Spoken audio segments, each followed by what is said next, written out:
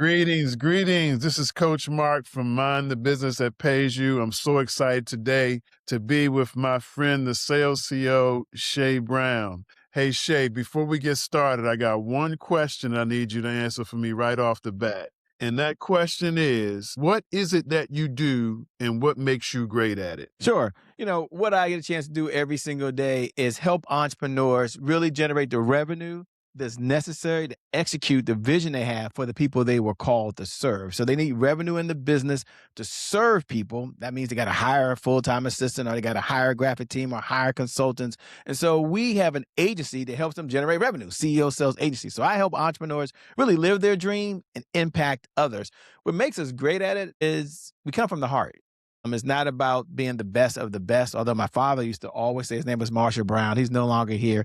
He's always say, for you to get better, you got to be around the best. And then once you're around the best, you become the best of the best, right? And that was his thing. You want to be around the best of the best. And when you do that, that's just another elite category. And that is true. Father got it right.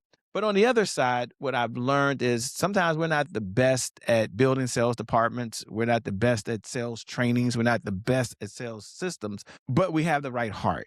And our heart is in the right place. Our passion is there to serve. And oftentimes we've got to customize it for a number of our clients. We've got to augment and make things different. So we're still at the size as a boutique shop. I'll call it that, a boutique agency. We can adapt to our clients' biggest challenges, biggest wants, and make things fit for them, which maybe those who are the best of the best wouldn't be able to do as fast, as quick.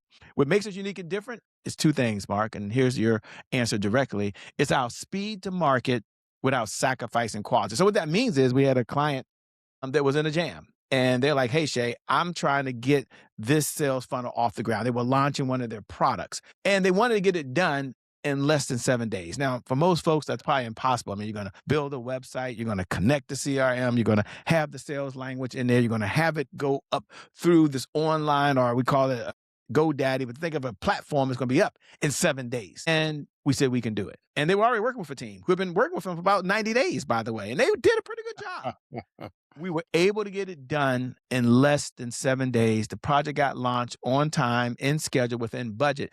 And they were like, whoa, your speed to market was what we were looking for. Thank you. That's what we do. Help entrepreneurs every day make money in their business.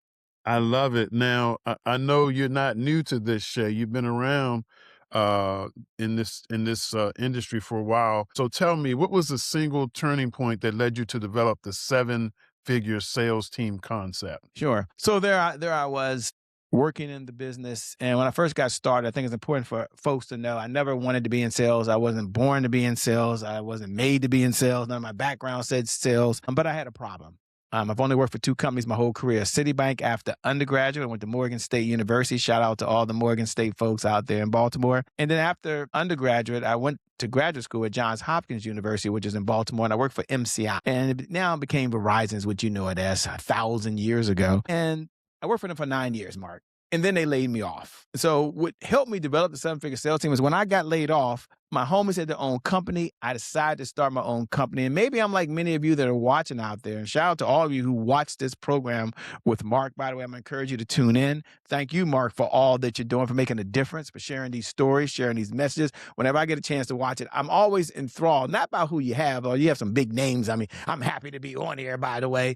It's because the folks are sharing real experiences, real problems with real results. And that's why I watch the show. So let me get back over to me, by the way, because my friends had their own company. And when they had their own company, I decided I'm going to start mine. If you ever had a dream, have you ever wanted to do something so big and you knew it was going to work, you're going to put all your heart, money, time, and effort into it.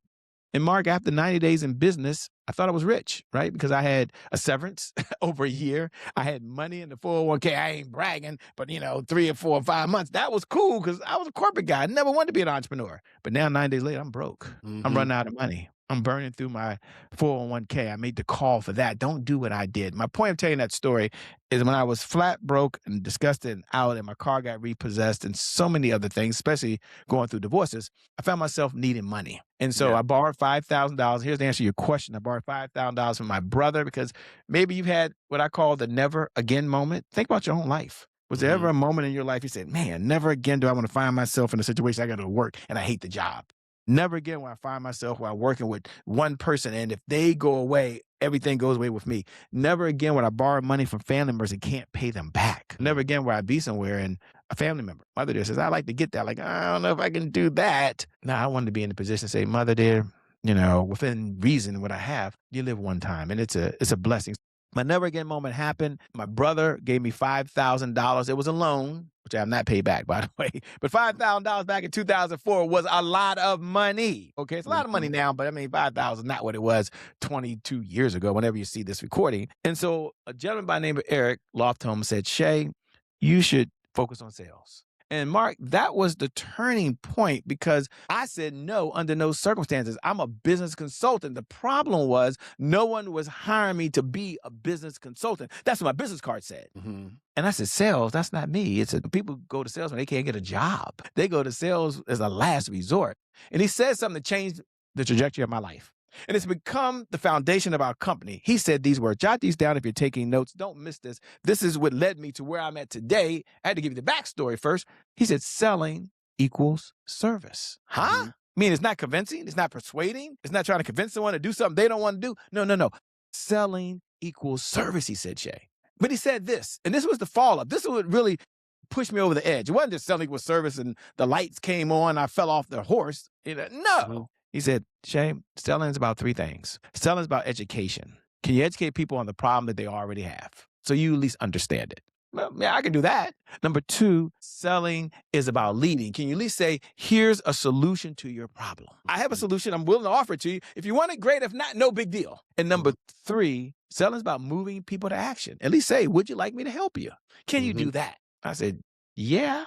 But teaching sales? I mean, nice. I had never thought of it that way. And put this in your notes if you're taking notes. This is what this show was all about. One good idea implemented is better than 1,000 ideas you know right now. You only need one good idea. And so my idea was selling equals service. And so I adopted that as a mantra for our company. It used to be on all my stuff. Partners in Learning. Selling equals service. We're going to serve you only when we have a solution to your problem. Now, how I got here was in the beginning, I started off, Mark, by teaching what I already was learning. So my mother dear is 78 years old. She's retired, worked for the federal government for 37 years. Same building, by the way, Department of Commerce, same street, 14th and F Street, Northwest Washington, D.C. She was on different floors, but same building, retired at 55 years old. Didn't have to work another day in her life. What a blessing that is. I'm 58. I'm not retired, by the way. I don't know if I'm ever going to retire, but I love what I do. But anyway, mother's been enjoying life. But Mother Dear is a pastor. Well, she was a pastor. She now has Parkinson's, so she's retired. But she was the bishop of a church, a little small church. That's where I grew up. 35 members in our church, 25 kids. Yes, you heard that right. 35 members, 25 of those were kids, okay? You get the picture. I was one of the kids. Just means I got into a lot of trouble. That's all that means. But Mother Dear used to always say, I used to hear her saying often that many times when a preacher is preaching about something they're so passionate about, other than the spirit and the word and so forth, for all the Christians like myself that are out there, it's probably something they may be going through in their own life. Now, I was a kid then. She said all the time, talking about marriage a lot. Wonder if something's going on in his marriage, talking about health a lot. Wonder if he just got notice from the doctor. Now, I was a young kid then. I was like, this is the craziest thing I ever heard. I mean, who would think that someone's talking about something going on in their life? But then that's what happened to me, Mark. And that's how I got here, Mark. I was going out learning selling skills from Eric. He would teach me, and then I would go to BNI, and I would say, hey, I'm a sales coach, because nobody was a sales coach. Right? That's the only way I can get in. They said, sales coach? I'm a business coach. And someone else was a career coach, and someone else was a CEO coach. And I was like, sales? Okay, you can come in. I said, great, I'm a sales coach. And I was teaching what I was learning. Does that make sense? And I would go to Starbucks and teach what I was learning for free. By the way, I would go to the grocery store, by the way, Wegmans, and Dr. Sherwood and others tell these stories all the time. I used to be right there in the free area, by the way, teaching sales people for business. And then, Mark, we kind of grew as the business grew. Got a little older, not much wiser, but a little older.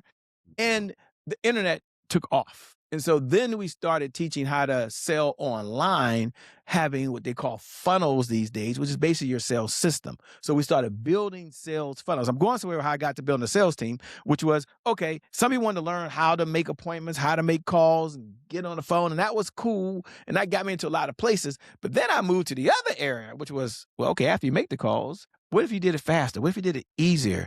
What if you had a digital you that was present? What if your labor wasn't involved? And we created something called the Evergreen Revenue Model. And the Evergreen Revenue Model was, how do you do something one time and your labor is no longer involved? How do you come back to me a year, 2 or 3 later, and we have a structure in place because it was evergreen when we created it, that you just got to run the system, baby. And the system goes on top of the structure. So anyway, so we started building those. And Mark, that was pretty cool. The company grew, right? We became, I guess you call it a real company, by the way. And I wasn't just a teacher or a trainer. We had a business.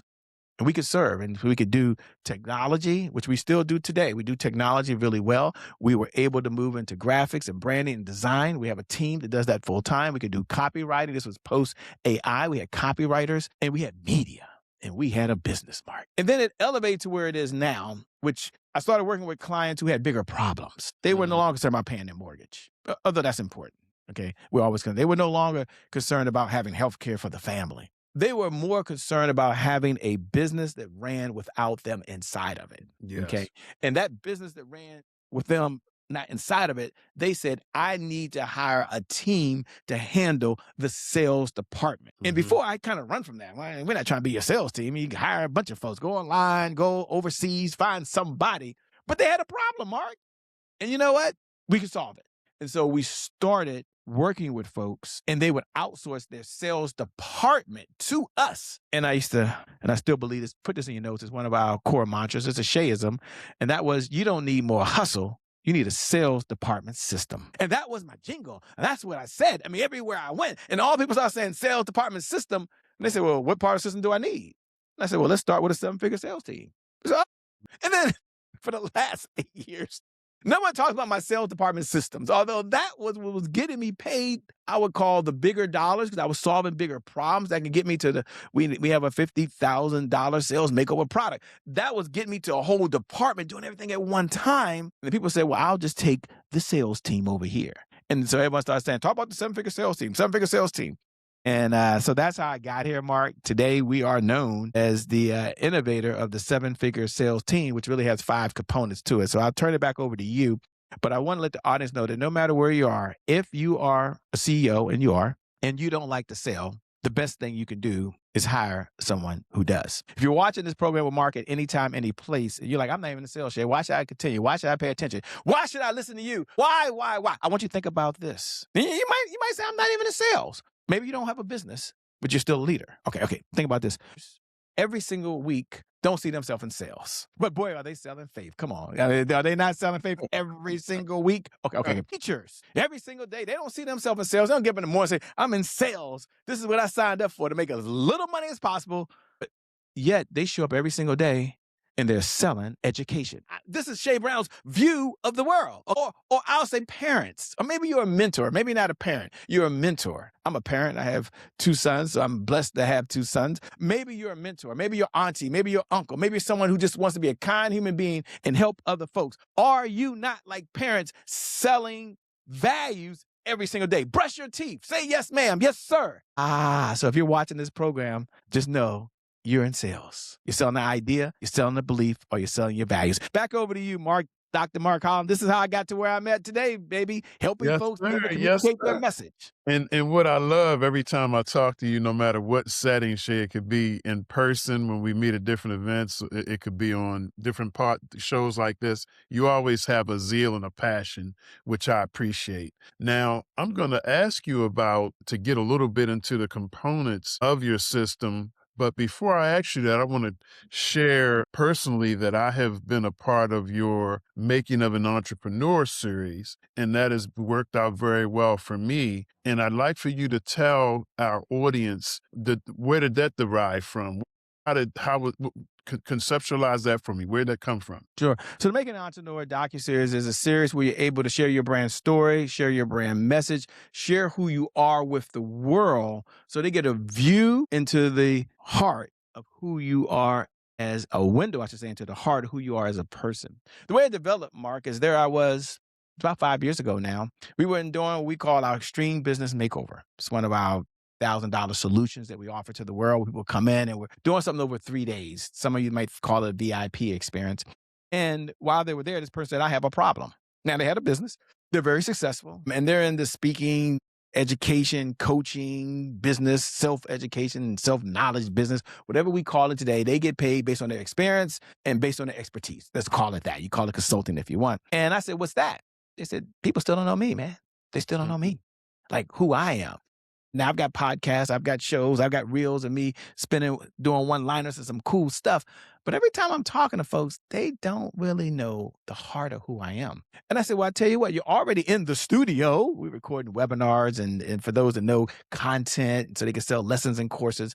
I said, why don't we just slow down for a moment? And why don't you not be Dr. So-and-so or speaker coach so-and-so or expert so-and-so? Why don't we put you down and do like a Netflix type of look? And it wasn't called a docuseries, Mark. It was called a video sales letter. Okay, I know that's not sexy, but I said, we're going to do a video sales letter that tells the story of who you are digitally. And we'll use that on your sales page, which is a sales funnel. Why is that? Because more people will see that than talk to you on the phone. More people will see that than read it. Then you've got books, but Mark, this is right after COVID, and I believe the world's here. No one's validated me on this yet. But would you not rather watch the movie than read the book on most occasions? I mean, I'm just saying, I'm not saying don't do a book. For all my friends that do books, I got a book, best-selling book, Sales Swagger. Okay, I got several books. No big deal. I'm blessed to have those. But more people see the video these days on their phones. Because when's the last time they read a book on their phone? For most, never. Especially since COVID. Ever, never, ever. Okay? They don't even look at PDFs hardly. You good luck getting them to go 3 pages into a PDF if you're lucky. So we decided to do it. And we stepped back, Mark, and we told the story, the backstory. Think about your mentor that you may have or someone you respect. When you get a chance to go behind the scenes in a docuseries and see the person before who they were, and then understand how they deal with adversity. Like me, I always want to talk to my father, who was divorced 2 times as well. You know, what was he thinking when he first went through divorce? What was he thinking when that first child support hit? I mean, I paid child support. No, I'm not ashamed to tell you. I'm glad I did. I mean, I didn't be forced to do it, but I did. And how do you navigate that? Because that's part, at least to your DC, to your 18, 21. Yeah. It was some challenge. So the backstory, the challenge they had, and how they overcame the challenge. Now, Mark, when we did this for the person, they could use it now when they were looking to be a speaker on a stage. And instead of sending just a PDF saying, look at this photo, don't I look good? They could say, no, this is who I am. This is me speaking from the heart. This is me being authentic. The world wanted to know about me, and I shared the best version of me, not in a self-produced, but at the time we then turned it into a docuseries. So now we can have a branding platform that could give them the visibility and the credibility, because now they can show up and say, I was featured in the Making of the Entrepreneur docuseries because of my body of work impacting humanity. In Mark's case, helping business become more brilliant, helping people get the results they want. And that was a game changer, Mark, because 5 years ago, even to today, nobody was doing it at this level. They just say, that's crazy. I can go record that at home. What? You can. But it's not the same experience. And the platform took off. It's kind of like this guy named Kendrick Lamar, by the way. No matter if you watch Super Bowl or not, by the way, he did this Super Bowl performance. You think about a Super Bowl guy, by the way, they're there. They can get paid to do a lot of things, put up their own money, $15 million to be on a platform, not to say they're good, but could put them in front of folks and places and spaces of people who may never know them. They could tell their brand story. They could tell their product story. They could tell why they believe what they believe, and they could sell their values through the power of these fiber optic lines. That's why the Making of an Entrepreneur.com, that's the site for those who want to know, the Making of an Entrepreneur.com was created. That docuseries was created. Now, Mark, we step back. It's been, 400 years now, 5 years. And we work with a Netflix film producer that's helped us grow and change the programming. We work with a Hulu executive. And so along the way, working with over 313 different CEOs and entrepreneurs, is not just a platform for that. Some people do it for a legacy. Some people do it now, they're using it in their business, in their HR, where other folks who come on the board are learning about the company and how it got started. Mark, long-winded story to tell you, the Making of Entrepreneur docuseries is a brand story visibility platform for CEOs or leaders who want to leave a legacy, share their expertise, and touch lives to anyone who has access to the internet.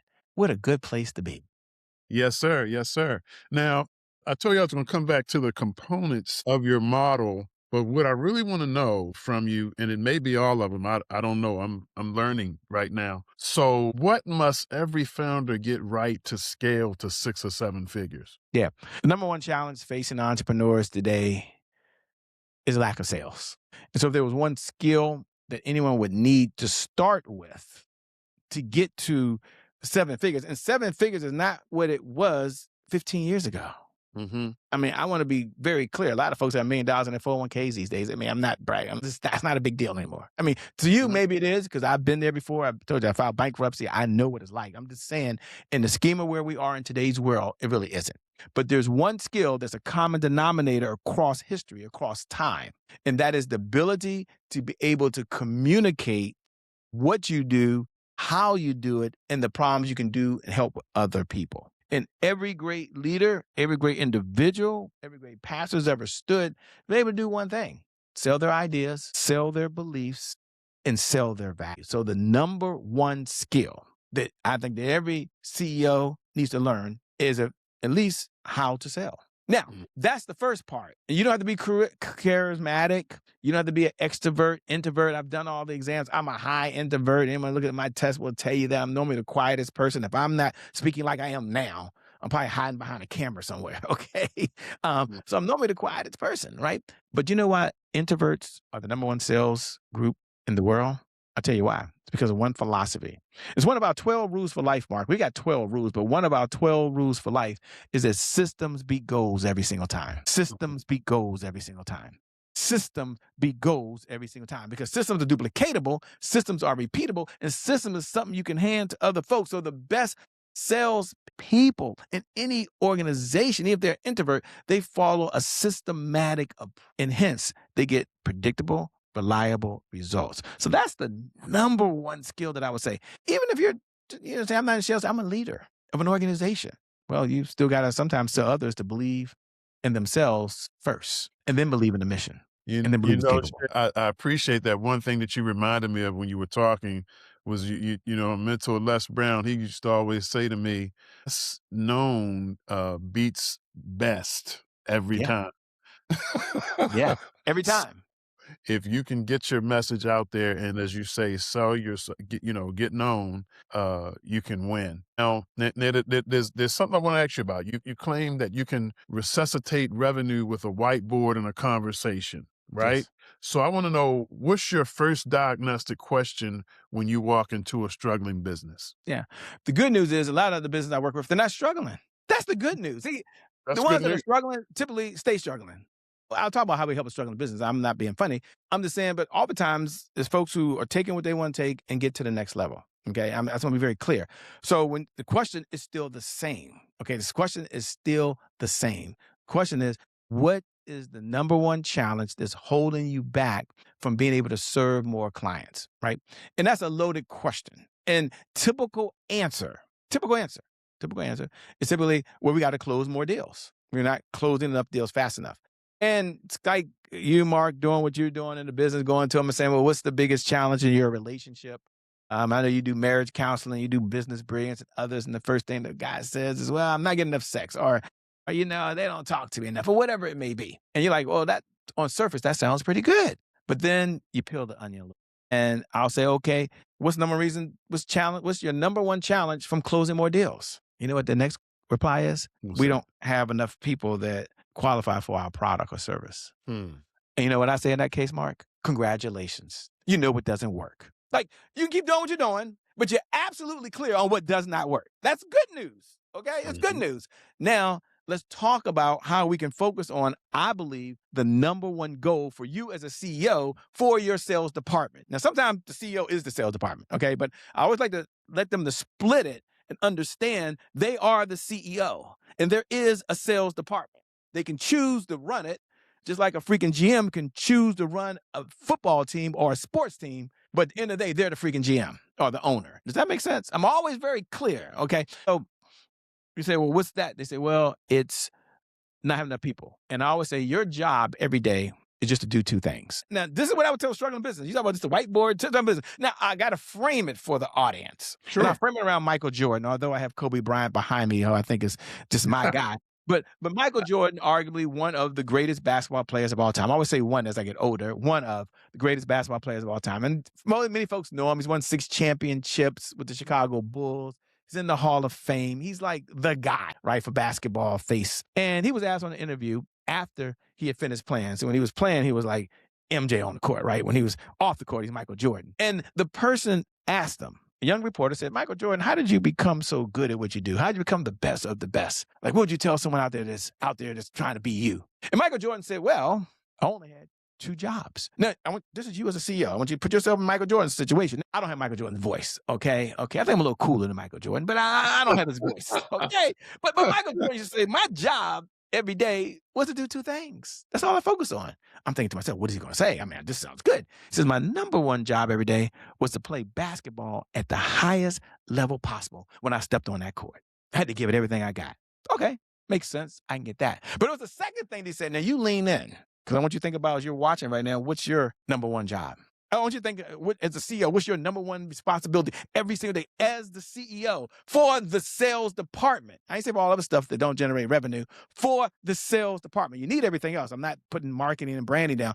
But without sales, there's always more money going out than there is coming in. You would probably agree with me on that. I like to believe, right? So we can all at least agree, put this in your notes, that sales is the oxygen for every great business in history. Let's all agree on that premise. Let's all agree we need oxygen. So he said, my second job, you lean in, you're watching, said my second job every day when I'm not playing basketball at the highest level possible is to be practicing so that I can play basketball at the highest level possible. Now, I took that one idea.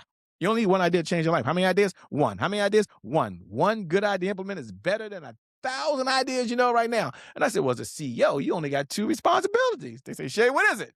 After telling the story. Number 1 is to make sure that your face, your brand, or your voice is in front of people who have a problem every single day.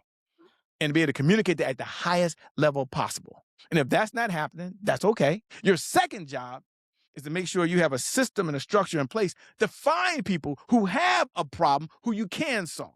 Now, without those 2 things, nothing else matters. It's still important. Go write a book. It's still important. Go talk to the tech team. It's still important. Look at the latest software. It's still important. Go read the paper, see what's going on in the news. But it doesn't really matter. What matters most is, as a CEO, a struggling business, or a business doing really well, we can always get to the next level when we focus on finding people who have a problem. And you mentioned Les Brown, who I believe was the greatest speaker of all time, definitely in my generation. He said something. And this was 2007. 2007 was back in the day. We used to be on conference calls. Some of y'all don't know about that. Y'all are like younger than I am. But there was a day we'd plug into a conference call and listen to the conference call. And yay, we'd be so excited, like listen to the radio back in the day. Okay, so we had Walkmans. Like I would be so excited. Like they're coming on a conference call today. And one of the things he said was this. He didn't even know he was talking to Shay Brown, but he might have been talking to Shay Brown because I felt like he was talking to Shay Brown. We're not related, but he said 80% of your customers will come from people you don't know today. Now that was just one sentence. It was so clear. It was so that 80% of your customers will come to people you don't know today. You got to get out there and get your message out. I was like, the message I got, I just heard 80% of people I don't know. Then all of a sudden people I was talking to, I'm not gonna say it didn't matter. I didn't say I didn't care about them, but I'm like, hey, I'm going to solve a CEO's problem with or without you. And I'm okay with that.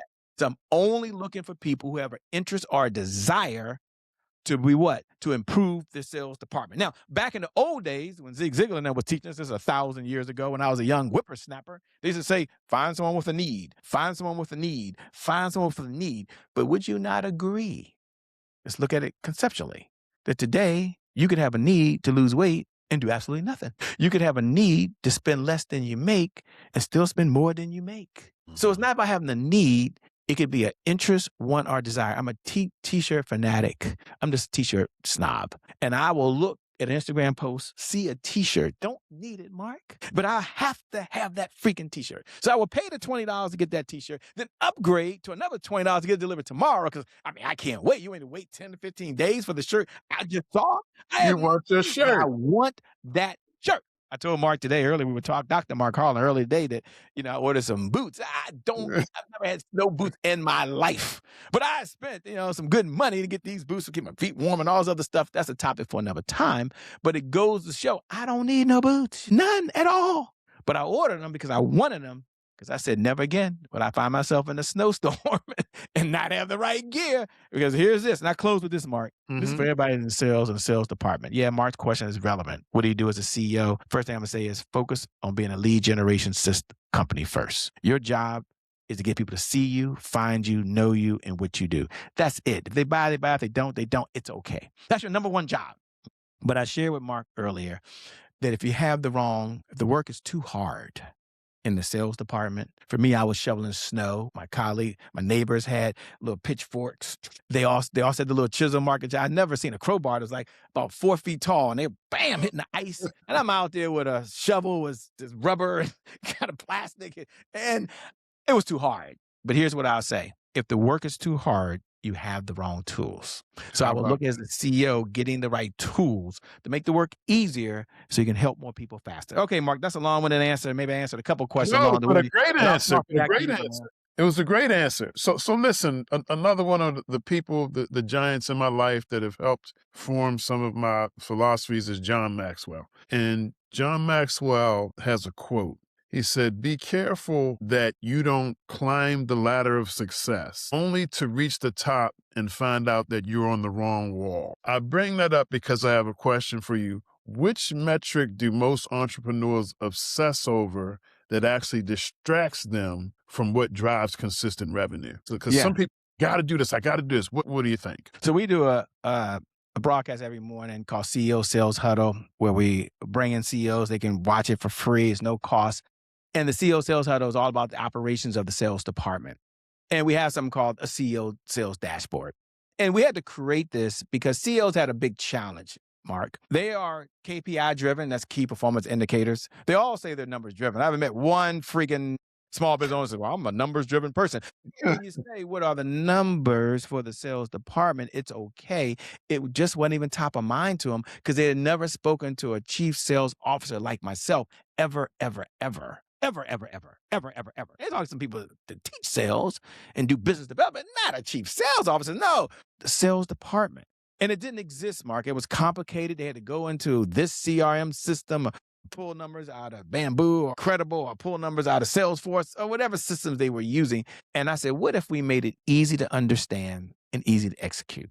Because a number of folks that I was working with directly, and I'll tell you about one person, her name is Samantha. She's signed up for one of our programs that I'm working with her on a daily basis, right? So it's through text and email and so forth. And she's someone that when she spends her money, she really does it, right? Some people, they disappear. And I'm cool with that. Yeah, you don't have to call me ever. I'm okay with that. I always say, in case of emergency, break the glass and I'll pop out. So, I'm just an emergency thing. Bam! In case of emergency, hey, I got to call Shay, click the button, he pops out. Hopefully we deliver, and I go back in the glass, and I'm okay with that. And she's always saying, I'm looking at my bank account, because you say, look at your bank account every day, and we're not making any sales. And she was obsessed over the sales that she was making. And I don't blame her. I mean, that's the one measurement that you have in sales that you can say you can track. And so we created something. It wasn't called a CEO dashboard, by the way. It was a simple sales sheet. And I said, well, let's look at the 5 components I think that are important that we keep talking about, which are leads, one measurement, appointments. That means you're in front of people, whether it's digitally like you and I are right now, and then through the power of these fiber optic lines, we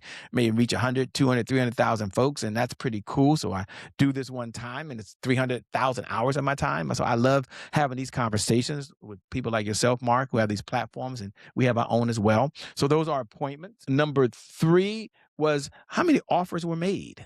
And what type of offer? Was it an offer for another appointment? Was it an offer just to get a contract? Was it an offer to say, hey, this is how I can help you? Would you like to do it? And then number 4 was how many deals closed, right? And then number 5, how many of that was repeat business? Because we believe, Mark, and this is just a Shay belief, that business grows when you acquire new clients. Okay. You can still grow revenue from existing clients that we do. So we have a number of our clients we work with 2 and 3 and 4 and 5 times, and that's good revenue. I mean, it's easy to go back to an existing client, but here's the typical situation, at least for us, is that we just did our job.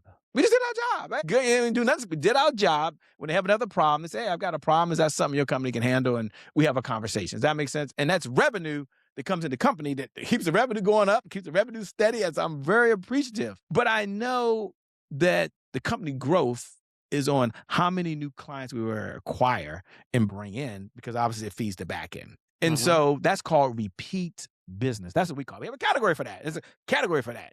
Shay Brown buys something again. And we got that model from Apple, right? Because we said, well, Apple has the ecosystem, whether you like Apple or not, but you can buy the iPad or you can buy the iPhone, or you might come in with the television. You might come in with a computer. It doesn't matter. So here's the question and answer directly. She was obsessed over how many deals she closed. That's all she was obsessed over. And so we had to take that, Mark, and break that down to another level, because I said, okay, fair. I mean, I can't argue with you. Either you got a deal or you didn't, right? Okay. I said, so what if we looked at deals from 3 different categories? And this is how we look at it in our company. And to make it simple for your audience, you say, well, if I had a conversation and I made an offer, because if you didn't make an offer, then why even obsess over not having deals, right? And the person says yes, or they say no, or they want to think about it. There's only 3 categories. All of them are fair. What if we said, well, we're going to have some folks that we made an offer and they're considering a deal. So we'll call them hot. And hot means they may close in the next 0 to 10 days. That's how we look at it. And it's possible. They're thinking about it. They're going to get back to us, maybe figure out how they're going to finance it or whatever the deal may be. But we feel like this should probably happen. No problem. Then I told her, let's have another box for warm. Warm means you made the offer. Maybe it was through a webinar. Maybe you talked to them on the phone. Maybe your team talked to them. But probably not going to happen for another 30 days. Maybe because the next appointment is not for another 3 weeks. You talked, you had to send them a contract, an agreement, whatever, and you ain't even getting together for another 3 weeks. So they're going to be really warm, because when you get back together, you got to do a whole nother recap and become present. And their life could have shifted over 3 weeks. I mean, things happen, I'm telling you. Yeah. And then the third category, Mark, we had was cold. Doesn't mean they're not a good close. It's just that it's not going to happen for 30 plus days. And so now when she started looking at it that way, what Samantha learned was, we're running a system. We're doing what we need to do. And it's okay if we're not closing deals today, because you see the uptick later, but you go back to the key metric, which is how many leads are coming in, how many appointments are we having, are we making offers to people who are qualified? When we did that, it took out the personal part. And I'll share what I shared with her. She said that made a big difference with her. I said, if you're making the deal about you, then you're making it too personal. This is not about whether they buy or not. And that might be causing anxiety. It might be causing you to look at the numbers and feel a certain way. But what if you looked at the deal a little differently? The deal is not about you. I like to share what I like to do, and people have their own ways, is that when I meet with someone, if I clearly explain how we can help them and I clearly put reasonable offer in front of them, I soundly pat myself on the back at that moment. And I just say, great job. Great job. And this is a mindset. I know some of you mindset, Shay, mindset. Yes, it's a mindset. Tell myself, great job. I've did everything I can possibly do. If it's a good fit, great. If not, no big deal. And when I did that, for me, Mark, it kind of takes it off of it. The numbers are the numbers, but I'm not obsessed over it. So the number one thing that Samantha was obsessing over, and I don't think Samantha's alone. Whether you're out there and you think about your own business, you've been in business for many years and you're a veteran, we're always obsessed over how much money is going in the bank account. I don't know if that changes. Or you're new to this. You've done this less than 2 or 3 years. You're not new to life, but maybe just new in this business world. And the uncertainty sometimes has you spending money and investing and so forth. I would tell you to stay the course, follow the numbers. But and I'll close with this, Mark, what gets measured gets managed. What gets managed gets better. It's not a new idea. It's one of our 12 rules for life. But for Samantha, if you talk to her today, she would just simply say, what gets measured gets managed. What gets managed gets better. I ain't stressing over it. I don't know if it works, but it works for me. And I'm sharing that with all of you because you take that and customize it. But yeah, and I used to obsess over it too. So I'm not saying I didn't obsess over it for many years. I'm not saying that. I'm saying that this has been the evolution that got me to where I'm at now. So I'm not as obsessed. I'm more obsessed over solving bigger problems, because when you solve big problems, your company gets paid big dollars because the return is big for the other person. You follow me? So that's been a shift in our business. Back over to you, Mark. I know we're burning through it, but I just wanted to make sure I give the detailed answer for the folks. It's a good burn, though. It's a good burn. They're good burns and bad burns. This is a good burn. So listen, many founders believe I can sell myself. So when is hiring a sales team the right move, and how should they structure it initially? Day one. So one of the questions I get asked the most whenever I'm on a panel is, when's the best time to hire a sales team? Or I can't afford a sales team. I was recently at an event. I won't mention the event. You probably know the name of it. And this was like 30 days ago. So we're not telling you stories when I got started in 2004. I'll be very clear. Not telling you stories pre-COVID, okay? I'm not telling you stories pre-AI, okay? I'm telling you stories that happened last month. I'm at an event. I'm live. I'm there. I'm talking about sales. And they open up the questions. And someone asked this almost similar question to Mark as I was teaching how to build a seven-figure sales team. Like, well, I can't afford to hire a sales team, so when should I make that investment? You know what I said? It's 9 o'clock time. Should have made it yesterday. You're already behind. They said, well, Shay, how am I supposed to budget that? Well, it's a good lead-in, and I'll share what I share with her because Mark keeps talking about this whiteboard that we talk about. So I'm going to go to the whiteboard in less than 2 minutes and walk you through the 5 components of a seven-figure sales team because that was the answer I gave her, although I just taught it. Isn't that crazy? I said, step number 1, and I'm going to want you to imagine for a moment. If you had to build a seven-figure sales team as a CEO, what would it look like? Where would you start? No, seriously. Without Shay Brown here right now or Mark having this program and you being in this conversation, where would you start? What's your first move? This ain't checkers. This ain't chess. This is real life. Okay? I'm going to give you the move so you don't have to worry about it. Okay? So don't go stress and say, well, I don't know. I'm busy doing something. No. Sales is the oxygen for every great business in history. I've done over 500 business case studies. Do it every single morning. It's on our CEO Sales Huddle every morning.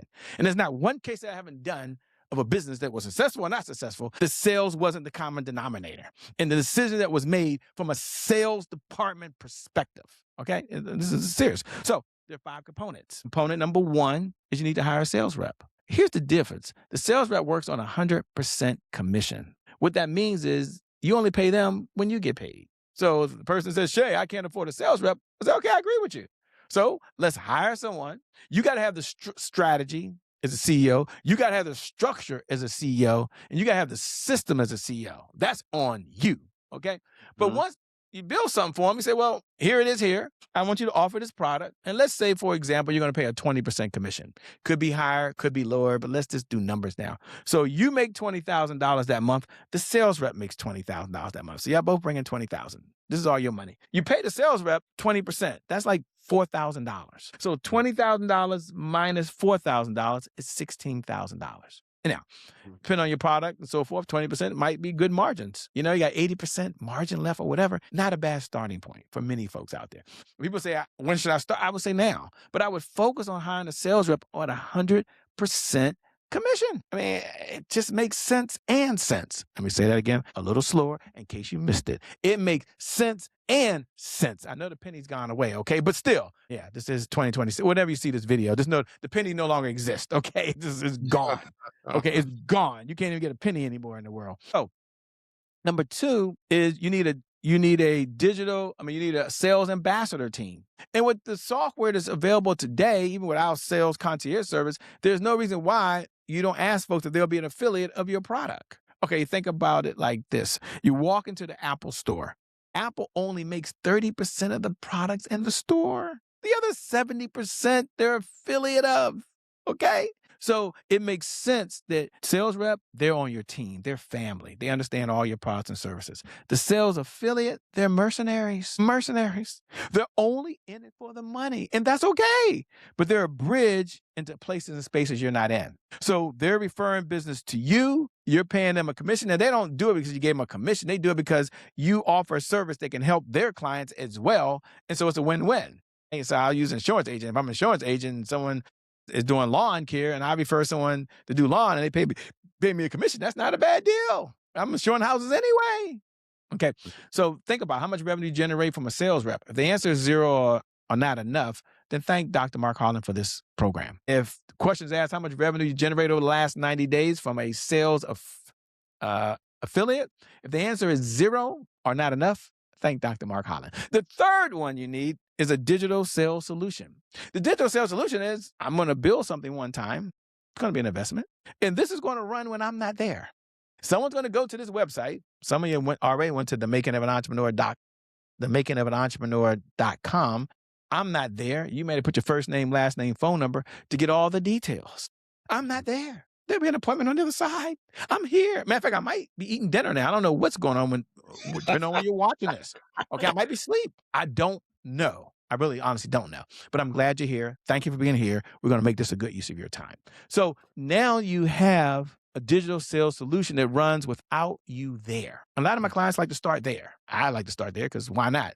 And it's easier for the sales affiliates. It's easier for the sales rep. I mean, it's a good place to start. Okay. And then the third one you need that's most important is a sales ambassador. And some of you are like that. You're part of programs, or maybe it's your church, you believe in things. So you go out and you talk about it wherever you go and say, you should go to this program or you should go to this conference because, boy, did I get a lot out of it. I'm John Maxwell certified, just like my good friend, Dr. Mark Holland, and many of you that may be watching. And so I guess by default, I'm an ambassador because I say, well, went to the certification. It's a good use of your time and money. Now, I'm not an ambassador. He don't send me one penny. I'm sure there's some affiliate link somewhere I could be a part of. I'm doing it because I believe it's the right thing to do. And I enjoyed it, just like you might enjoy a good restaurant. But think about it. There are probably sales ambassadors in your middle circle. You might have called them sales ambassadors, but sales ambassadors, you can't influence them with money. They're not in it for the money. Hear me very carefully, please, because if your answer is not enough revenue or zero revenue for a sales rep, okay, I'm glad you're here. If it's zero or not enough revenue by having a sales affiliate team, I'm glad you're here. If it's zero or not enough revenue from a digital sales solution, I'm glad you're here. But you have an opportunity now with sales ambassador, okay? So hang in there with me. We only got one more. They're only interested in two things. They're interested in rewards and recognition, the two R's. And it feels good when Chris Robinson is one of the top folks in the John Maxwell, and I guess he'd be okay with using his name, says, hey, Shay, I talked to so-and-so and they're going to come by. And it just feels good. I feel like, man, I've done some good in the world. I think they'll get a good experience. Now, they got to spend some money at some point, and that's all fair, but they're going to get a good experience, okay? So you think about how you can use sales ambassadors inside of your organization. And we have sales software and sales systems to give sales ambassadors everything they need. That's a different type of conversation, but you're building a 7-figure sales team. So it's not just one person going out waving the flag saying, I'm going to get all this money in the door. That could happen. But now you've got a structure. You've got a team. Systems beat goals every single time. Build the sales department. If I was one thing I would say to any CEO listening, spend some time on the sales department. I don't care if it's 5 minutes a day. I don't care if you join our call in the morning for 15 minutes. It's impossible to go all day long. There's 2 calls and I'm going to get the last one. I know y'all all waiting for it, but I got to leave you out there on the hook for just a moment, by the way. And we got the 5th component of a 7-figure sales team. So I'm going to leave you hanging for just a moment.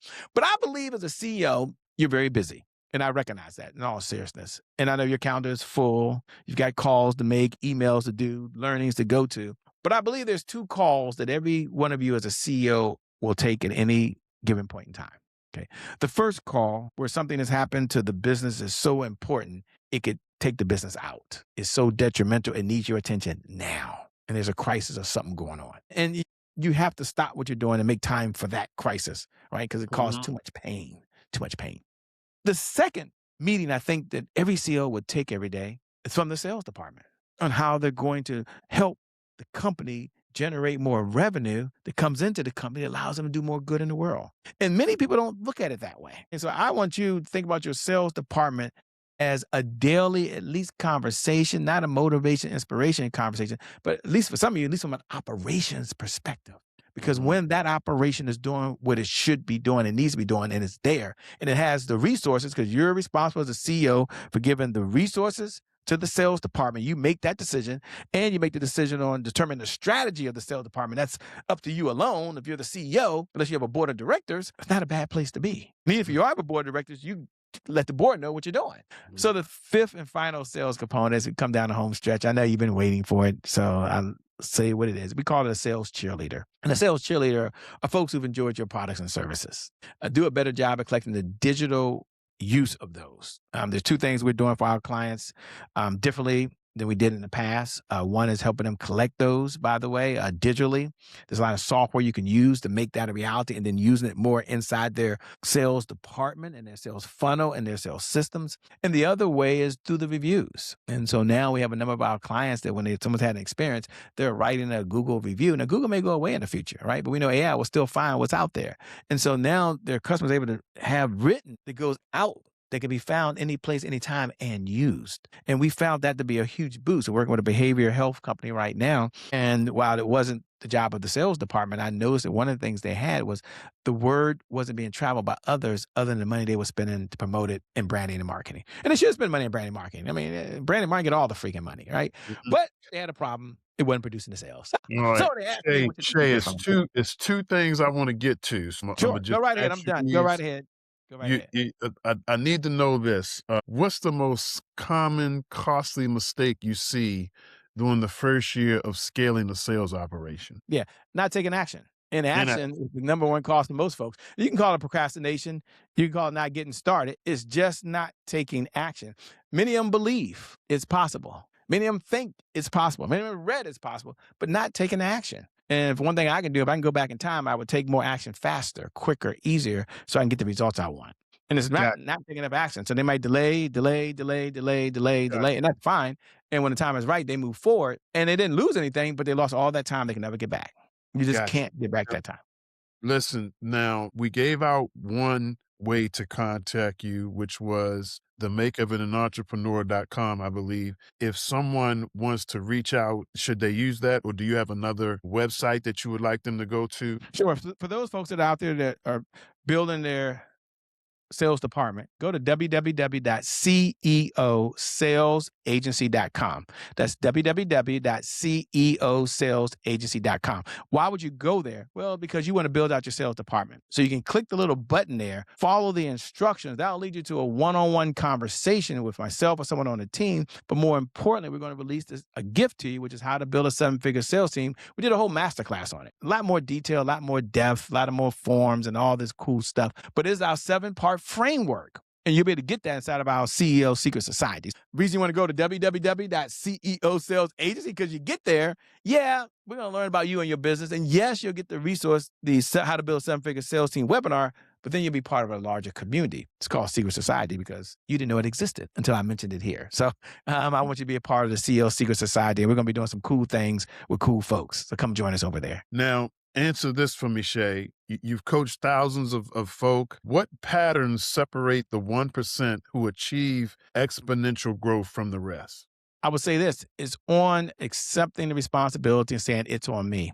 I remember when I was in the 7th grade, a guy went middle school. I wrestled, by the way. I know y'all are laughing at me. I got cut from the basketball team because I wasn't good enough. So I went and tried to go wrestle, by the way. I was 67 pounds. Well, I'm not much more now. But anyway, I was 67 pounds and I was a weight class. And our coach used to always have this mantra. And his mantra was, it's on me. Like when we went out there and forming the mat, doesn't matter if you won or you lost, you came back, you couldn't say it was the ref. You got to say, it's on me. You couldn't say, well, he took my leg and twisted. It's on me. I had a stomach ache. It's on me. So I've adopted that philosophy in my business. And I would say that mindset that holds me back is you've got to say, it's on me. If the sales didn't come in, it's on me. If there was no lead system, it's on me. It's not on the government, not on this president, the last president, the next president, the Republicans or the Democrats. It's on me to control what goes on in my mindset as a CEO and the actions I take. There's 2 things you control every single day. Your mindset, unless you have some problem and you're on drugs, that's something different, or got to do medication. And number 2, your actions. You're in complete control of those, like every single day. Okay. Shay, listen, for listeners who want to start implementing your methods this week, what are 3 tactical actions they can take in the next 7 days to jumpstart predictable revenue? Sure. Step number 1 is do a self-assessment of your sales department. You can find that over at ceosalesagency.com for those that go there, because now you opt in, you say, hey, I want self-assessment, and have that conversation. So just find out where you are today and what the next best steps are for you. That's number 1. Number 2, I would say show up every single morning for the CEO Sales Huddle. It's no cost. It's sponsored by our company. So we sponsor that. It's 15 minutes. You can watch it live or virtually, and you can get that. And every day, fill out your CEO dashboard. What gets measured gets managed. What gets managed gets better. And that'll identify quicker and customize it more for what's going on for your industry, because some of your different industries, different places, different spaces. So that'll tell us, give us a more barometer of what's going on. And the third action I would say is decide and take action. The universe rewards people who take action differently than those that weren't. Mark, I don't know if I told you this in 1 minute. I was at a conference a couple of years ago, and I was given an opportunity to speak on stage. About 600 folks there. They were insurance agents. I wasn't the keynote speaker. So when you're not the keynote speaker, you know what happens. You're one of the other people coming up at some point. And they came over to me and said, Shay, your time's been cut from 30 minutes to 5 minutes. 5 minutes? Like, what could I possibly say in 5 minutes? I mean, seriously, man, talking to a bunch of all you intelligent, smart folks who are in the industry, okay, who know this. And I'm supposed to be the sales guy, and I'm supposed to come say something that's going to help you. I said 4 words. There was a person sitting in the audience, Derek, who told me later that this made a huge difference for him. I'll show you the text message. And here's what I said. I got on stage. I had to make excuses. The first words out of my mouth is, I'm going to share something that's going to shift the trajectory of your business. And I'm going to give you 4 words. And if you do these 4 words, my promise to you is your business will shift and change forever. And you'll thank me 30 days from now, not 90 days from now, but 30 days from now. Oh, this got quiet. Like many of you might be quiet. 4 words. What did you say, Shay? What did you say? I said, do what you know. No, seriously. Like, I want you to step back right now, take a look at all the notes you've written while you've been here, circle what you're going to do, and do what you know you should do. And if you do what you know you should do, you know what'll happen? Results happen. Now, results take as long as results take. And sometimes you get paid today, and sometimes you get paid tomorrow. But when you take the right actions, you always get the right results. So just do what you know. And if you do that, guess what? Your business will shift. And I was gone. I wasn't even there probably like 4 minutes. That was it. I didn't know what to say. So I had to say, y'all just do what you know to do. But you know what? When I look back on that, probably one of the most impactful conversations I've ever had with an audience. I was real. I was me, speaking from the heart. And it made a difference for several folks in that audience. Hey, man, listen, it's been a fabulous time with you, Shay. Coach Mark with the Sales CEO, Shay Brown. To the Mind the Business That Pays You family, we want to thank you for being with us. We want you just to go ahead and take heed. Some of you out there are saying, I can't afford this, or I can do this myself. I'm going to challenge you to call this man, because when you hire a professional to do what they do, it allows you the better opportunity to do what you do. And so, hey, thank you so much, sir. Shay, don't go away. The rest of you all, appreciate you being here. Share this message with others. You'll be getting clips of it in your email boxes and everywhere else. And do what you know. Hey, I love it. Take care, family.